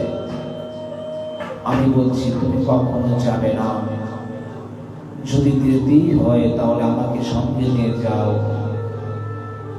আর যদি যেতেই হয় তাহলে আমার এই দেহের চিতা জ্বালিয়ে তারপরে তুমি যাও। মা কৌশল্যা খুব কান্না করতে লাগলেন। এমন বিভৎস মানে বিভোর বাণী যখন পড়ে গেলেন, সীতা দেবী শুনতে পেলেন। সীতা পতিব্রতা নারী, সীতা সতরানীর সঙ্গে চলে আসছে, চলে যাবে বলে। কৌশল্যা বলতে লাগলেন, যে তোমার চরণ মহলের বাহিরে এক পলকের জন্য যায় নাই, তুমি বনে কি করে যাবে মা? তুমি যেও না। বলছে না, যে তার স্বামীর সুখ দুঃখ মেনে নিতে পারে তাকেই বলে পতিব্রতা। আমার স্বামী যেখানে থাকবে আমি সেইখানে থাকবো, সেটাই আমার পতিব্রতা, আমার আর কিছু লাগবে না। এই বলে সীতা ঠাকুরানী লক্ষণ যখন জানতে পারলেন, মা সুমিত্রা লক্ষণকে পাঠালেন, যা রামের সঙ্গে যাবি, রামের সুখে তোর সুখ, রামের দুঃখে তোর দুঃখ, তুই সর্বদা তোর দাদা রূপী ভগবান পিতার সমান, তাকে মর্যাদা করবে। এই বলে রাম, লক্ষণ আর সীতা ঠাকুরানী তারা 3 জন বিদায় নিয়ে, সবার কাছ থেকে বিদায় নিয়ে অযোধ্যা ত্যাগ করে চলে যায়। এই যে অযোধ্যা ত্যাগ করলেন, সমস্ত অযোধ্যাবাসী, গুরুবর্গ, প্রজা থেকে শুরু করে সবাই রাম ব্যতীত অন্ধ। আর আজ রাম অযোধ্যা ত্যাগ করে, রাম, লক্ষণ, সীতা অযোধ্যা ত্যাগ করে যখন এই বনবাসের উদ্দেশ্যে রওনা হলেন, দশরথ প্রাণ চলে যাচ্ছে, আমার প্রাণের প্রাণ রামই চলে যাচ্ছে, দেখো টাকাকে। পাগলের মতো আচরণ করতে লাগলেন। ঘুমাতে যাবে রাম, বাহিরে রাম, আকাশে রাম, খাবারে রাম, সর্বদাই রাম রাম রাম। দশরথ একসময় অভিসম্পাদিত ছিল, সম্পদ, দেখুন হার মেনে যাওয়াই ধর্ম। জিততে গেলে জীবনের সফলতা আসে না। দেখবেন সাধুদের কাছে, মহাজনের কাছে হেরে যাবেন, এটাই জীবনের সুখ। রাম হেরে চলে গেলেন। দশরথ অভিসম্পাদিত ছিলেন, আজকে সেই অভিসম্পাদ তাকে দেখা দিচ্ছে, নাড়া দিচ্ছে। দশরথ এক সময় যুবক অবস্থায় যুদ্ধবিদ্যা শিখতেন। যুদ্ধবিদ্যা শিখতে শিখতে শব্দবেদী বাণ শিক্ষা লাভ করলেন। শব্দবেদী মানে কি জানি তো? চোখ বন্ধ থাকবে, শব্দ কানের মধ্যে যেদিক দিয়ে শব্দ আসবে এই শব্দ থেকে বাণ নিক্ষেপ করবে। আর এই বাণ শিখতে গেলেন। কি করলেন? রাজ্য থেকে বেরিয়ে গেলেন, ঘোড়ায় করে এক জঙ্গলে গেলেন। জঙ্গলে গিয়ে চোখ দুটি বাঁধলেন, বেঁধে বলছে আমি হরিণ শিকার করবো শব্দবেদী দ্বারা। হঠাৎ করে দেখতে লাগলেন জলের শব্দ। কান সুন্দর করে তাকে লক্ষ্য করলেন, কান দ্বারা যে দিক দিয়ে শব্দ আসলো সেই দিক দিয়ে তাকে তীর নিক্ষেপ দিয়ে দিলেন। সঙ্গে সঙ্গে চিৎকার দিয়ে উঠলেন, কি অন্যায় করেছেন, আমাকে কে মেরে ফেলেছ? দশরথ দৌড়ে গেলেন, গিয়ে দেখতে লাগলেন অন্ধমণির পুত্র শ্রবণ কুমার বা সিন্ধুমণি। এই শ্রবণ কুমার বাবা মা জল পিপাসায়, বাবা মা দুজনে অন্ধ, বাবা অন্ধ মাও অন্ধ, জল পিপাসার জন্য সরোবরে আসলেন। যখনই কলস দ্বারা জল নিতে গেলেন, এবার আমরা পুকুরে যাই, সরোবরে যাই, জলটা উপরে, জলটা তো সরিয়ে দিই। যখনই জলটা সরালেন, এই সরানো শব্দ শুনেই দশরথ তীর দ্বারা তাকে হত্যা করে ফেললেন। যখনই দশরথ দৌড়ে গেলেন, শ্রবণ কুমার বলতে লাগলেন, আপনি কে? বলছে, আমি রাজা দশরথ। আমি কি অন্যায় করেছিলাম, তুমি আমাকে হত্যা করে ফেললে? আমি কি অপরাধ করেছিলাম, তুমি আমাকে হত্যা করলে? আমার পিতামাতার নয়নের আলো একমাত্র সন্তান আমি আজকে মরে যেতাম, কোনো দুঃখ ছিল না। বৃদ্ধ বৃদ্ধা পিতামাতা, তারা চোখে দেখতে পারে না, আর তুমি এই অবস্থায় আমাকে হত্যা করলে। রাজন, আমার পিতামাতার শেষ ইচ্ছা ছিল জলপান করানো, আপনি আমার সেই শেষ ইচ্ছাটুকু পূরণ করুন। যান, এই হাড়ি করে জল নিয়ে আমার বাবা মাকে পান করে দেন। এই বলে শ্রবণ কুমার প্রাণ ত্যাগ করলেন। দশরথ কি করবে? নিজে অপরাধী হয়ে গেলেন, নিজেও খন্দন করতে লাগলেন, দেহটাকে ধারণ করে কাঁধে করে, আর এক হাত দ্বারা সেই হাড়িটাকে জল নিয়ে যেতে লাগলেন। দেখবেন অন্ধ ব্যক্তিরা চোখে দেখে না, কিন্তু তারা কানে ভালো শুনতে পারে। যখন এই হাঁটার শব্দ শুনতে লাগলেন, মা বলতে লাগলেন, পুত্র তুমি এসছো, জল দাও। জলের জন্য একবারে তৃষ্ণায় বুকটা ফেটে যাচ্ছে। অন্ধমণি কোনো কথা বললেন না। হঠাৎ করে অনেক করে অন্ধমণি বলতে লাগলেন, শ্রবণ পুত্র আমার, রাগ করেছো কেন? জল দাও। জল এনে যখন দিতে লাগলেন, তখনই বলছেন, যতক্ষণ পর্যন্ত তুমি কথা বলবে না ততক্ষণ পর্যন্ত আমরা জল স্পর্শ করব না। শ্রবণ কুমার, কি হয়েছে বাবা তোমার? তুমি কথা বলো। কথা বলতেন না। শ্রবণ কুমার কথা বলবেন কি করে? শ্রবণ কুমার তো মরে গেছে। দশরথ বলতে লাগলেন, কথা বললে খাবে না, আমার পরিচয় দিলে নেবে না, পুত্র মারা গেছে এই সংবাদ পেলেও সে খাবে না, তাহলে কি করব? বহু কষ্টে তার হাতে যখন জল দিলেন, অন্ধকুমার মানে অন্ধমণি বলতে লাগলেন, শ্রবণ কুমার পুত্র আমার, নয়নের আলো আমার, নয়নের জ্যোতি আমার। যতক্ষণ পর্যন্ত তুমি কথা বলবে না, ততক্ষণ পর্যন্ত আমি জল স্পর্শ করব না। অনেক চেষ্টা করলেন, কোনোভাবেই পেরে উঠলেন না। শেষে কি বললেন, মহারাজ ঋষিবর, আমি দশরথ। দশরথ, আমার পুত্র কোথায়? রাজা দশরথ বলছে, হ্যাঁ, আমার পুত্র কোথায়? আপনার পুত্র বহু দূরে চলে গেছে। তুমি জল দিচ্ছ কেন? পুত্রের আদেশ। না, যতক্ষণ পর্যন্ত আমার পুত্র জল না দেবে ততক্ষণ পর্যন্ত আমি গ্রহণ করব না। বলছে, আপনার পুত্র আর আসবে না। আসবে না মানে? আমাকে ক্ষমা করুন, আমি কি করে বলি আপনাকে? আপনার পুত্র নিহত হয়ে গেছে, আর এই জগতে ফিরে আসবে না। যখনই বলছে আপনার পুত্র এই জগৎ ত্যাগ করে চলে গেছে, সঙ্গে সঙ্গে মা চিৎকার দিয়ে কেঁদে কেঁদে প্রাণ ত্যাগ করলেন।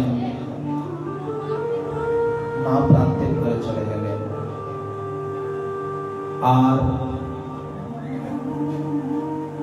অন্ধমণি বলতে লাগলেন, বিধির কাছে প্রার্থনা করলেন, বিধাতার কাছে প্রার্থনা করলেন, হে বিধি, আমি কি অন্যায় করেছি? এই বৃদ্ধ বয়সে আমার পুত্র বিয়োগ হয়ে গেছে। আমি কি তোমার বিগ্রহকে কখনো ইট কাঠ পাথর ভক্তি মনে করেছিলাম? আমি কি বৈষ্ণবের জাত বিচার করেছিলাম? আমি কি গঙ্গা জলকে সামান্যতম জল ভক্তি করেছিলাম? তাহলে তুমি কেন আমার এই বৃদ্ধ বয়সে আমার পুত্রকে বিয়োগ করে দিলে? বিধির কাছে আরতি করে কাঁদতে লাগলেন। আমি জানি, অন্ধমণি বলতে লাগলেন, আমি জানি বিগ্রহকে বিচার করলে অন্ধ মানে বৃদ্ধ বয়সে পুত্র বিয়োগ হয়। বিগ্রহ বিচার মানে কি জানেন? বিচার মানে এত সুন্দর বিগ্রহ, এখানে এসে কেউ যদি বলে বিগ্রহগুলো খুব সুন্দর, পূজারী বাবাকে বললেন,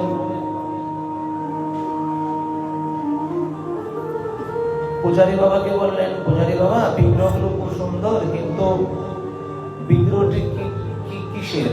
ইট কাঠ পাথরের, না মাটির বা দারুর? যখন এই কথা বলতে যায় তখন সে পাষণ্ডী হয়ে যায়। এই জন্যই বলছেন, বিগ্রহকে কখনো, যখন বিগ্রহ নও তুমি সাক্ষাৎ গজেন্দ্র নন্দন, বিগ্রহকে কখনো ইট কাঠ পাথর ভাবতে নাই। বিগ্রহ যখন তৈরি হবে তখন বলতে পারেন। বিগ্রহ যখনই প্রাণ প্রতিষ্ঠা হয়ে যাবে, তারপরে বিগ্রহকে ইটের, মাটির, কাঠের, দারুর, লোহার, তামার এইসব বললে পাষণ্ডী হয়ে যায়। আর যারা এইসব বললে তারা বৃদ্ধ বয়সে পুত্র বিয়োগ হয়। আজকে অন্ধমণি এই কথা বলতে লাগলেন যে আমি কি অন্যায় করেছিলাম? আমি কি কোনো জন্মে বিগ্রহকে ইট কাঠ পাথর ভর্তি করেছিলাম যে আজকে আমার এই বয়সে আমার পুত্র বিয়োগ হয়ে গেছে? অথবা বৈষ্ণবের জাত বিচার করা, তুই চণ্ডাল, আমি চণ্ডাল, তুই ব্রাহ্মণ ইত্যাদি বিচার করা। বৈষ্ণবের জাতি বিচার করতে নাই। চণ্ডালের ব্রাহ্মণে করে কোলাকুলি, কবে না ছিল এর অঙ্গ? চণ্ডাল ব্রাহ্মণ কোলাকুলি করে। বৈষ্ণবের আমি ব্রাহ্মণ, তুমি মন্ত্রী ইত্যাদি এইসব বিচার করলে অপরাধ হয়ে যায়। ভাগবত গ্রন্থ, এই গ্রন্থকে সামান্যতম পুঁথি বই মনে করা অপরাধ হয়ে যায়। ভাগবত সাক্ষাৎ ভগবান, এই ভাগবতকে সামান্যতম কেউ অক্ষর বুদ্ধি করতে নাই, সামান্যতম বই বলতে নাই, বললেই অপরাধ হয়ে যায়। এই জন্যই ভাগবতকে সর্বদা ভগবান স্বরূপে পূজন, পাঠন, শ্রবণ, কীর্তন করতে হয়। গঙ্গাজলকে সামান্যতম জল ভক্তি করলে অপরাধ। জল ভক্তি করতে নাই, গঙ্গায়। যে গঙ্গা দ্বারা জীবন পরিবর্তন হয়, যে গঙ্গা দ্বারা পাপ তাপ স্খলন হয়, আর সেই জায়গায় যারা বিভিন্নতম অন্যরকম বিচার করে তার অপরাধ হয়ে যায়। আজকে সেই বলতে লাগলেন, আমি কি অন্যায় করেছিলাম? আমি বিগ্রহ, ইট, কাঠ, পাথর বুদ্ধি করেছিলাম। হে দিদি, তুমি বলো, আমি কি বৈষ্ণবের জাতের বিচার করেছিলাম? আমি কি ভাগবতকে সামান্য বই বুদ্ধি মনে করেছিলাম? না হলে এই বয়সে আমার পুত্র বিয়োগ হবে কেন? এই বলে কাঁদতে লাগলেন। কমণ্ডলের জল হাতে নিয়ে অভিসম্পাদ দিলেন, আমি এই বয়সে পুত্র পুত্র বলে যেমন করে প্রাণ ত্যাগ করছি, ঠিক তোমার ঠিক সময়ে তোমার পুত্র পুত্র বলে তোমার প্রাণের প্রাণ পুত্র বলতে বলতে তুমি প্রাণ ত্যাগ করবে, এটাই আমার অভিসম্পাদ দিয়ে দিলেন। আজকে রামচন্দ্র চলে গেলেন, আর দশরথ পাগলের মতো ব্যবহার করতে লাগলেন। আর সেই অভিশাপ চারদিকে তাকে নাড়া দিতে লাগলো। সেই অভিশাপ, অন্তমনির অভিশাপ। প্রাণের প্রাণ পুত্র পুত্র পুত্র বলে বলেই দশরথ, রাম চলে যাওয়ার পরপরই দশরথ প্রাণ ত্যাগ করলেন। দশরথ প্রাণ ত্যাগ করে চলে গেলেন। এইবার তার অন্ত্যেষ্টি ক্রিয়া করবে। 4 পুত্র, অথচ তাকে কেউ নেই, একজনের সঙ্গে নেই। কি ভাগ্য! রাম লক্ষ্মণ চলে গেলেন বনে, ভরত শত্রুঘ্ন চলে গেল মামার বাড়িতে। প্রজাপতি তাদেরকে রথে করে খুব দ্রুত আনা হলো। এই পরিবেশ দেখে ভরত ভ্রান্ত হয়ে গেলেন। এ কি হলো? এই কয়েকদিনের মধ্যে বাবা বিয়োগ হয়ে গেল। আমার বাবা দেবতার মতো দাদা, উনি রাজ্য ছেড়ে চলে গেল। তার মানে কি? কোনোভাবে সমস্ত গুরুদেব, বশিষ্ঠ, বিশ্বামিত্র সবাই মিলিয়ে তার কাজ করলেন, অন্ত্যেষ্টি ক্রিয়াকর্ম করলেন। এইবার প্রশ্ন হলো ভরতের, রাম দাদা কেন বনে গেল? সবাই বলতে লাগলেন, 2টি বর, কৈকেয়ীর 2টি বরের জন্য। এই বরের কথা শুনে ভরত নিজের মাকে ত্যাগ করলেন। যে রামের মতো ভগবান, তুমি আমার দাদাকে রাজ্য পরিত্যাগ করেছ, রাজ্য থেকে আমি সেই রাজ্যে কখনো কোনদিন বসবো না। যতদিন পর্যন্ত রাম না আসবে, দাদা না আসবে, এই রাজ্যে এমন করে চলবে।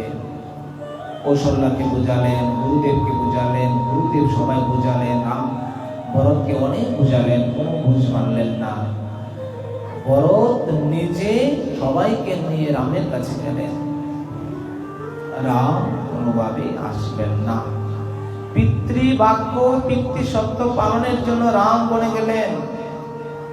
তখন সেই রাম যেতে যেতে গ্রহ চণ্ডালের সাথে বন্ধুত্ব করলেন, শবরীকে উদ্ধার করলেন। চিত্রকূট ভগবান রামচন্দ্র 12 বৎসর অতিক্রম করলেন।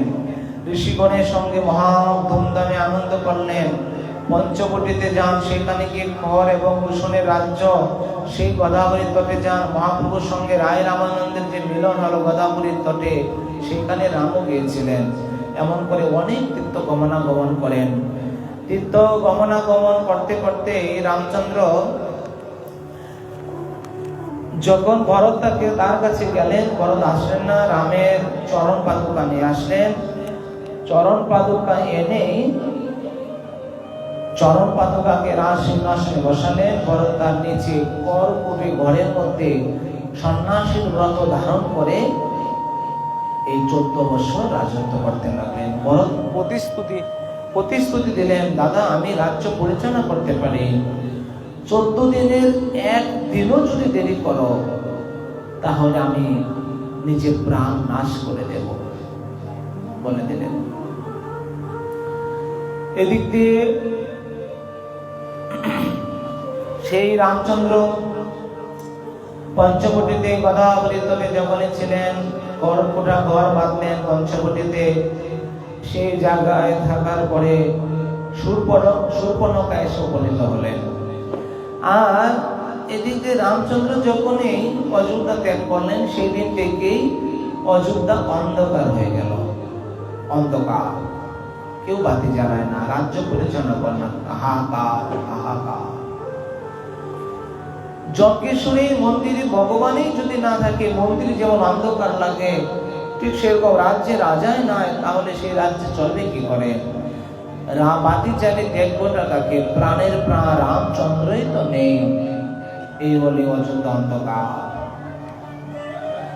আর সেই রামচন্দ্র যখন সীতা ঠাকুরানীকে ব্রহ্মার নিকট দিয়ে দিলেন, ছায়া সীতাকে নিয়ে বনে গমনাগমন করতে লাগলেন। সেই পঞ্চবটিতে সেই সীতা ঠাকুরানীকে রাবণ হরণ করে নিয়ে যায়। সেই জায়গা থেকে রাবণকে হত্যা করে নিধন করে, অসুর জাতের মধ্যে নিধন করে, বিভীষণকে রাজা করে রামচন্দ্র আবার যখন ফিরে আসেন, হচ্ছে রামের আসতে একটু দেরি হচ্ছে। এই জন্যই রামের কথা হচ্ছে, ভরতের বাক্য সত্য মানুষ, একদিন দেরি হলে ভরত প্রাণ ত্যাগ করবে। হনুমানকে পাঠালেন, যাও হনুমান, তুমি কি ভরতকে বলো, রাজ্যে সংবাদ দাও, আমরা আগামী দিন আসছি। অমাবস্যা রাত্রি, এই আজকের দিনে অমাবস্যা রাত্রিতে চারদিক অন্ধকার, এমনিতে কেউ প্রদীপ জ্বালায় না, তাছাড়া অমাবস্যা রাত্রিতে অন্ধকারই থাকে। তখন সেই অন্ধকার মানে নগরবাসীগণ, সমস্ত রাজমহলে যারা আছেন, তারা বলতে লাগলেন, আমাদের রাজা রামচন্দ্র ফিরে আসছেন, তাকে আমরা প্রদীপ জ্বালিয়ে প্রজ্বলিত করে অযোধ্যার নগরীগণ সম্ভাষণ করাবেন। এই বলেই যখনই রামচন্দ্র আসবেন, তার উদ্দেশ্যেই আজকের দিনে কত লক্ষ প্রদীপ জ্বালালেন, জ্বালিয়ে রামচন্দ্রকে স্বাগত জানালেন।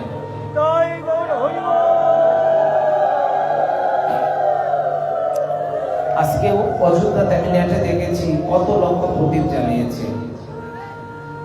তো এই জন্যই দীপাবলি মানে এই রামকে উদ্দেশ্য করে যে প্রদীপ প্রজ্বলিত করেছিল, এর নামে হচ্ছে দীপাবলি। এখানে দীপ যুক্ত আবলি। দীপ মানে কি? দীপ মানে প্রদীপ, বলি মানে বিসর্জন, মানে আলো বিসর্জন করার নামে হচ্ছে প্রদীপ। যাই হোক, দীপাবলি এরকম বলা হয়। আজকের দিনে অনেক ঘটনা, বিশেষ করে আমরা এই রামচন্দ্রের এই তিথিকে কেন্দ্র করে আমাদের দীপাবলি উৎসব। তাছাড়া আজকের দিনে আমাদের কৃষ্ণচন্দ্রের দামবন্ধ লীলা হয়েছিল। মানে আমরা দামবন্ধ লীলাতে প্রবেশ করব। মা যশোমতী গোপালকে আজকের দিনে বেঁধে রেখেছিলেন। এই জন্যই আজকের দিনও, মানে আজকের এই দীপাবলির দিনে। তাছাড়া নরকাসুর বা ভৌমাসুর, নরকাসুর বা ভৌমাসুর কি করলেন?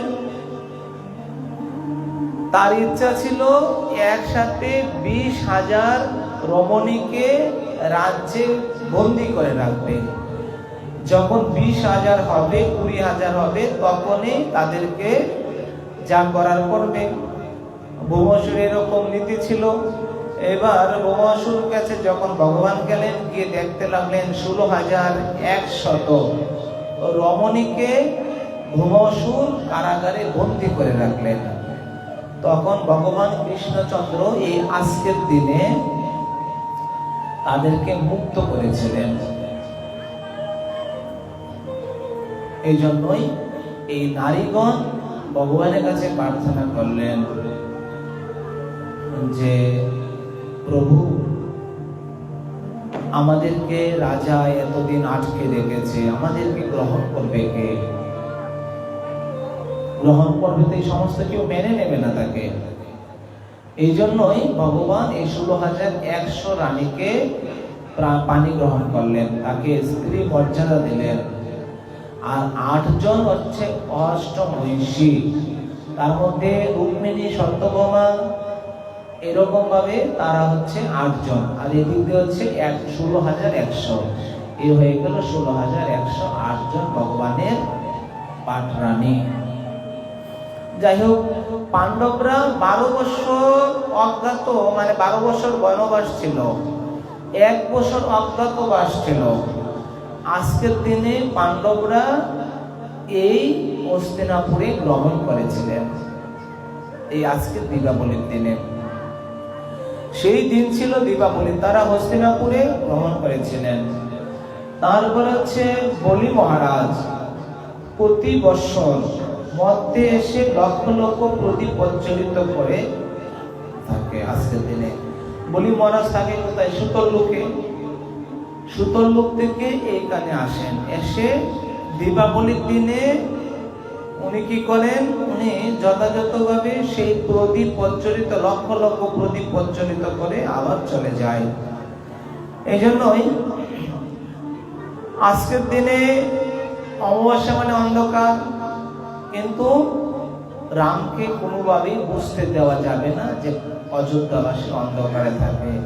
এই জন্যই আবলি, বলি মানে সমর্পণ, আবলি মানে শাড়ি, প্রদীপ মানে দীপ মানে প্রদীপ, এই একত্রে মানে দীপের শাড়ির প্রদীপ, মানে দীপের শাড়ির প্রজ্বলিত হওয়া। এই লাইন বাদে সারি সারি সুন্দর করে ঘুরিয়ে যে প্রদীপ জ্বালানো হয় তাকে বলা হয় দীপাবলি। যাই হোক, এই হচ্ছে দীপাবলির নিয়ম।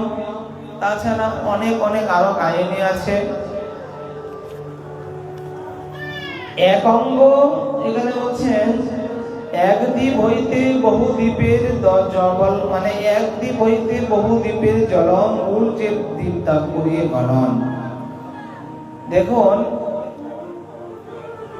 আজকে মায়ের পূজা, কতবারে মা মহামায়া আর উপাসনা করবে, উপাসনা করা যায়। আমরা সবাই মায়ের কাছে প্রণাম করি, প্রার্থনা করি, মা তুমি আমাদের কৃপা করো, আমাদের কৃষ্ণ ভক্তি দান করো। এটাই তো আমাদের কামনা বাসনা, আর কিছু নয়। কিন্তু এখানে বলছেন মায়ের এখানে, আমাদের সনাতন ধর্মে কোথাও আছে মায়ের এখানে গিয়ে বলিদান করা, মায়ের এখানে মদ খেয়ে উল্টা পাল্টা নৃত্য করা, এগুলো কোথাও লেখা আছে? এইসব করে আমাদের ধর্মটাকে আমরা হ্যায় করে দিচ্ছি। এই জন্যই হ্যাঁ, আমরা পূজা করব, পূজায় যাব, আনন্দ করব, মাকে দর্শন করব, মার কৃপা নেব, মার আশীর্বাদ নেব, মার কাছে প্রার্থনা করব, হাতের ডান দিক দিয়ে মাকে প্রণাম করব, প্রণাম করে মাকে বলবো, মা যদি দিতেই হয় আমাকে কৃষ্ণ ভক্তি দান করো মা, আমি আর কিছুই চাই না। আর যারা বলে আমাকে ধন দাও, আমাকে অর্থ দাও, আমাকে বিত্ত দাও, মা দিতে পারে। দেবতাদের এরকম সামর্থ্য আছে দেওয়ার, তাদের কাছে চাইলে তারা দেবে, তারা ধন দেবে, জন দেবে, ঐশ্বর্য দেবে, সমৃদ্ধি দেবে, তারা দেবে, কিন্তু তারা নিতেও বেশি সময় লাগবে না। এই জন্যই আমরা ওনার কাছে যদি আমরা এটাই চাইতে পারি যে মা আমাদেরকে একটু কৃষ্ণ ভক্তি দাও, তোমাদের কৃপায় তো আমরা ভক্ত হতে পারবো, নচেত তো পারবো না, তোমার কৃপায় তো আমরা ভক্তি লাভ করতে পারবো। যখনই আমরা এই কথা প্রার্থনা করবো তখনই মা আমাদের সেই ভক্তি দান করতে পারে, নচেত আর কোনো কিছুই দেওয়ার, অন্য কিছু চাইলে আমাদের অন্যায় বা অপরাধ হয়ে যায়। যাই হোক, এই জন্যই আমরা সেই মায়ের কাছে প্রার্থনা করি সবাই আমাদেরকে একটু কৃষ্ণ ভক্তি দান করো। এখানে গিয়ে আমরা বিভিন্ন নৃত্য আদি, ডান্স ইত্যাদি দিয়ে, মদ ইত্যাদি খেয়ে কোনো লাভ নেই। সেদিন দুর্গা পূজা গুলো আপনি কল্পনাও করতে পারবেন না আমাদেরকে কেন মানুষের নিন্দা করবে না। এরকম ড্রেস আপ করে, এরকম নৃত্য, যেভাবে মদ পান করে। মা কি বলছে মদ পান করো? মা বলছে আমার দুয়ারে পাঠা বলে দাও? মা বলছে জীব বলি দাও, উপোস হত্যা করো? কোথাও লেখা আছে? যে ব্রাহ্মণ তাকে জিজ্ঞাসা করবেন, আপনার যেন এই মাকে বলি দিচ্ছেন মায়ের উদ্দেশ্যে, জীব বলি দিচ্ছেন, মা কি গ্রহণ করছে? বলবেন না। সত্য কথা কি, মা তো পরম বৈষ্ণবী, মা এগুলো গ্রহণ করবে কেন? মার আশেপাশে যে থাকে দুজন, তারা এগুলো গ্রহণ করে, রক্ত শোষা তারা গ্রহণ করে। কিন্তু মা তো পরম বৈষ্ণবী, মা কৃষ্ণ নাম করতে করতে তার জীবন যাচ্ছে, আর সেই মা তোমার জীব হত্যা করবে? জ্বলন্ত দৃষ্টান্ত ভাগবতে ভরত উপাখ্যান। ভরত উপাখ্যানে রাজা ভরত সমস্ত কিছু আমরা খালি বুঝে নেব, পরে ভরত আলোচনা করো বিশদভাবে। রাজা ভরত অমাবস্যা রাত্রিতে বাড়ি ত্যাগ করে যখন চলে আসলেন, এসে ভজন করতে লাগলেন। আর এদিক দিয়ে শূদ্রবংশীয় রাজা মা ভদ্রাকালীর কাছে প্রার্থনা করেছিল, মা তুমি যদি আমাকে একটি সন্তান ছেড়ে সন্তান দান করো, তাহলে আমি জীবের পরিবর্তে জীব দেব বা নরবলি দেব। বলছে ঠিক আছে, ভালো কথা। যেতে যেতে সেই সন্তান মানে শূদ্র বংশের রাজা সন্তান পেল। এবার সন্তান হয়েছে, এবার মায়ের কাছে প্রার্থনা করেছে, মানসিক করেছে। আমরা তো কিছু হলে না হলে মানসিক করি, আচ্ছা মানসিক করতে নাই। যারা মানসিক করে এটা ক্ষতি হয়। গতদিন বলেছিলাম যে ভগবান আমাদের জগৎ পিতা, আমাদের কি লাগবে কি লাগবে না, কি প্রয়োজন কি অপ্রয়োজন উনি জানেন। সেই অনুপাতে উনি আমাদেরকে দেবে। তা নিয়ে অন্যায় করা, অধর্ম করা, মারামারি হানাহানি করা কোনো উচিত নয়। জগৎ পিতা ভগবানের প্রতি একাগ্রতা থাকতে হবে, নিষ্ঠা রাখতে হবে, বিশ্বাস রাখতে হবে। তখনই তোমাকে সেই জগৎ পিতা তোমার মনোবাসনা পূরণ করবে বা যা দেওয়ার তাই দেবে। এখানে ভদ্রকালীর কাছে শূদ্রবংশের রাজা প্রার্থনা করেছিলেন যে মা যদি আমার সন্তান হয় তাহলে আমি নরবলি দেব। হচ্ছে ভালো কথা, নরবলি দিতেই পারো। এদিক দিয়ে শূদ্রবংশে তার প্রজাদেরকে পাঠিয়ে দিলেন রাজা, দেখো আজকে অমাবস্যা রাত, সব দিক ঘুরে একটা মানুষ পুষ্ট তুষ্ট নিয়ে আসো। রাজার আদেশে সমস্ত প্রজাগণ ছুটতে লাগলো। ছুটে ছুটে যেতে যেতে কাউকে পেলেন না। অমাবস্যা রাত, রাজা ভরত আজকে সেই অন্ধকারে আচ্ছন্নভাবে বসে, তীব্রভাবে এক আসনে বসে ভগবানের নাম জপ করতে লাগলেন। খুব ভাবে, একাগ্র ভাবে, একনিষ্ঠতা ভাবে যারা ভগবানের নাম পড়ে ভগবান তাদেরকে সাড়া দেয়।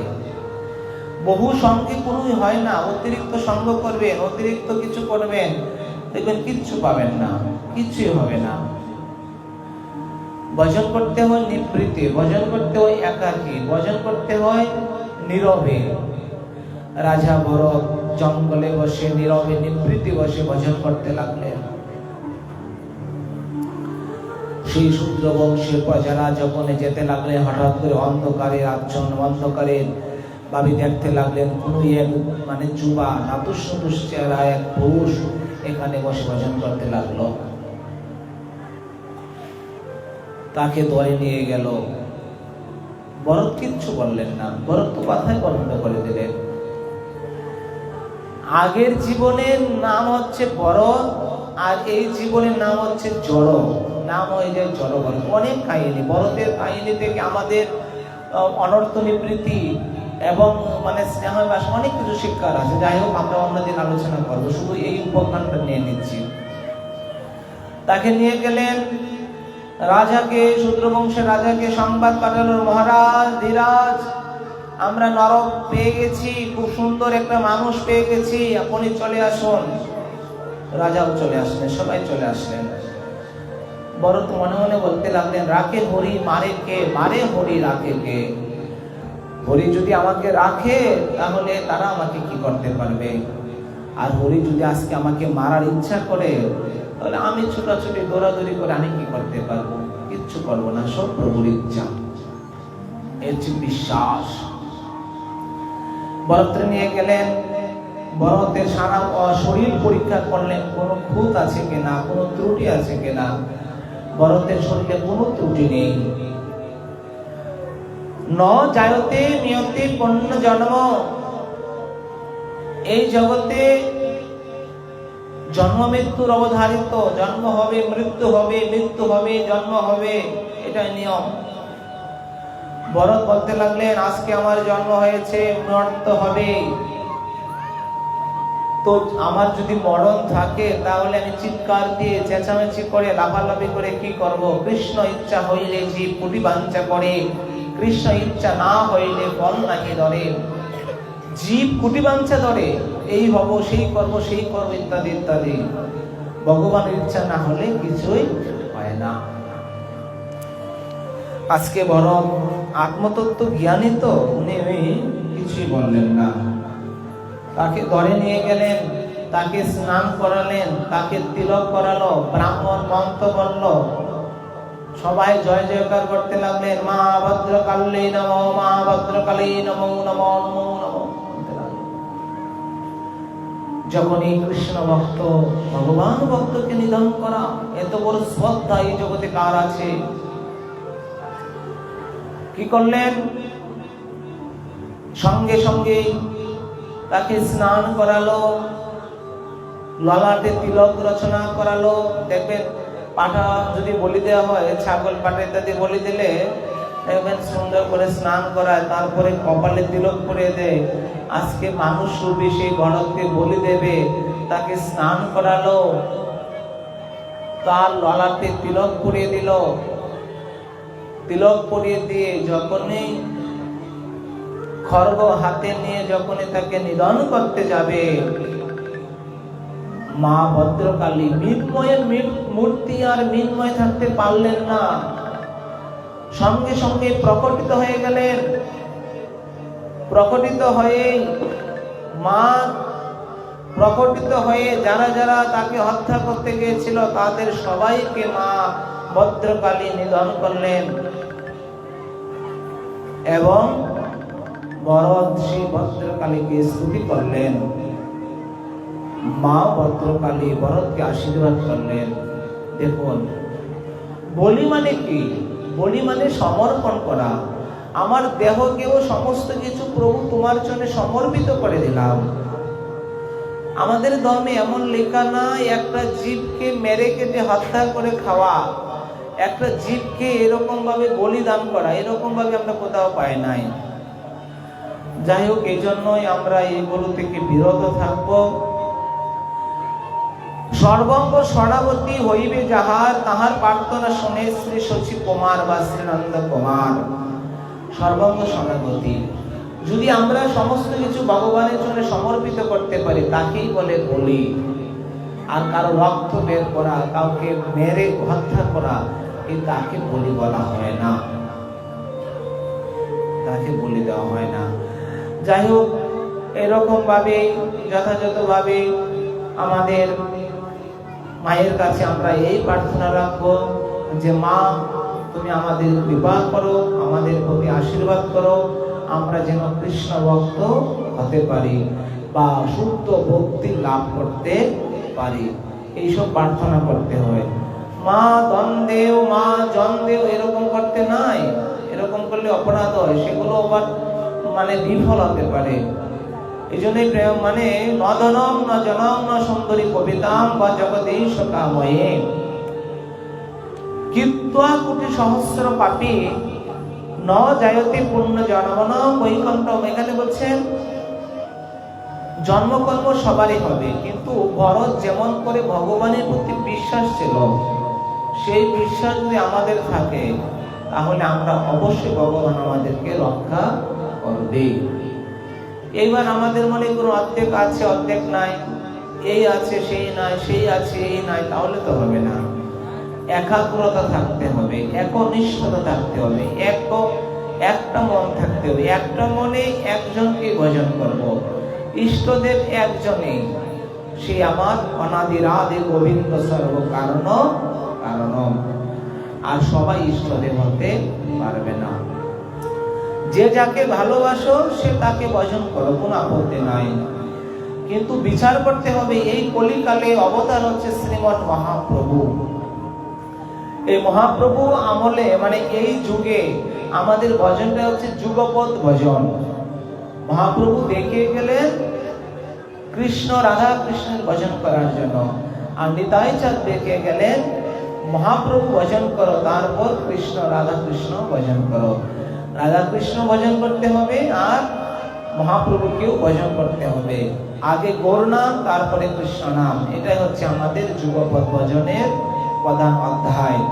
এরকম ভাবে গৌর গৌর করে করে আমরা রাধা কৃষ্ণ গৌর প্রেম রসার নবী, যে তরঙ্গে যেবা রবি, সে রাধা মাধব অন্তরঙ্গ। গৃহে বা মনেতে থাকো, হা গৌরাঙ্গ বলে ডাকো, নরোত্তম মাগে তার সঙ্গ।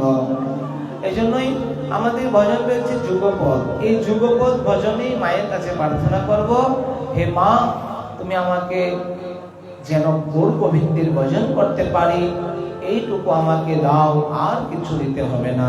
এই প্রার্থনাটুকু আমরা মায়ের কাছে করব। আর কোনো জীব হত্যা করা, বলিদান করা, এইসব মানসিক কখনো করবো না।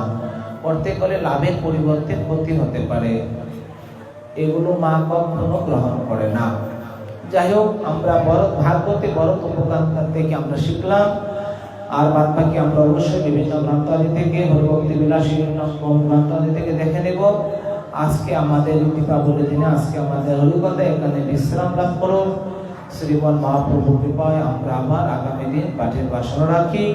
এই ত্রিরাত্র বেশ বিশ্রাম বলিয়ে শ্রীমন মহাপ্রভু কি, শ্রী নবদ্বীপ ধাম কি, নীলাচল ধাম কি, বৃন্দাবন ধাম কি, রাধা গোবিন্দ গোপীনাথ কি, আজকের আনন্দ কি, দাতা ভোক্তা কি, রসিয়া পূজারী কি, ভাগবত কথা কীর্তন উৎসব কি, উপস্থিত ভক্ত বৃন্দ কি, রাধা দামোদর ভগবান কি, আজকের আয়োজন কি, আজকের কথা কীর্তন উৎসব কি, ভাগবত মহাপুরাণ কি, অষ্টদশ শ্রী শ্রীপাদ বংশীধর বাবা মহারাজ কি, অষ্টদশ শ্রী শ্রীপাদ রঘুনাথ চৈতন্য দাস দাদু মহারাজ কি, জয় জয় শ্রী রাধে শ্যাম নেতাই গৌর হরি বল, নেতাই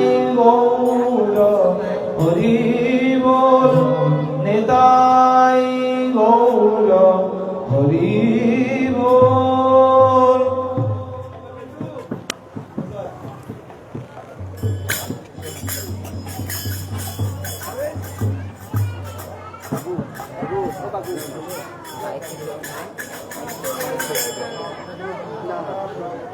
जय जय राधा माधव राधा माधव राधे, जय जय राधा माधव राधा माधव राधे, जय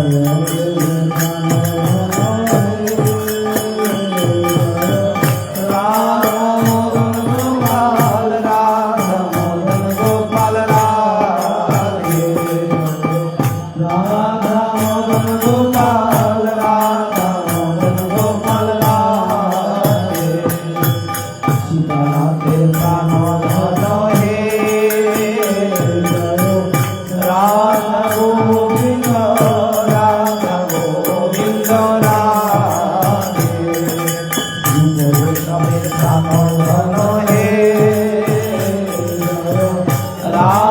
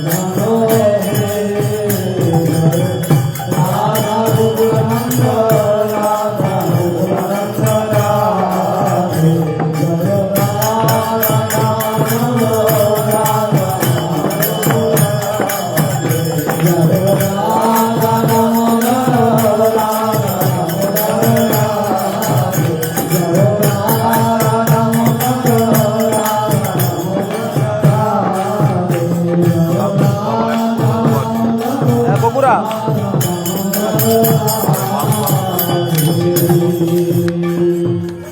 কখন আসবেন? দেখুন